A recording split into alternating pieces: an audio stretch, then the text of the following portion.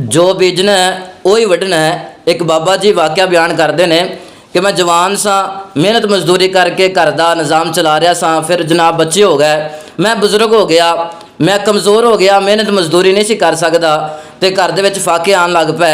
मेरे एक बेटे से उहदे कोल मेरी हालत वेखी ना गई तो बाहर निकल गए इस वास्ते कि मैं आदे भैन भाइयों वास्ते ना कोई रोज़ी रोटी का इंतज़ाम करा। कहते बाहर गए मेहनत मजदूरी लभण वास्ते, लेकिन ना लभ सके। हालात इतने बुरे कि वो दिल अंदर ख्याल आया कि मैं किसी बाजार अंदर चली जानी हाँ जिथे औरतों का जिसम वेचिया जाता है, जिसम फरोशी होंदी है। कहने उत्थे चली गई मेरी बेटी तो जा कर के वो बाजार के अंदर खड़ी हो गई कि चलो कोई बंदा आएगा मैनू पैसे देगा, आपकी हाजत पूरी करेगा तो साढ़े घर के अंदर रोटी पक जाएगी। कहते जनाब बेटी सारा दिन खड़ी रही, कोई ना आया। शाम हो गई, कोई ना आया, आना तो दूर की गल है, किसी ने वेख्या ही ना।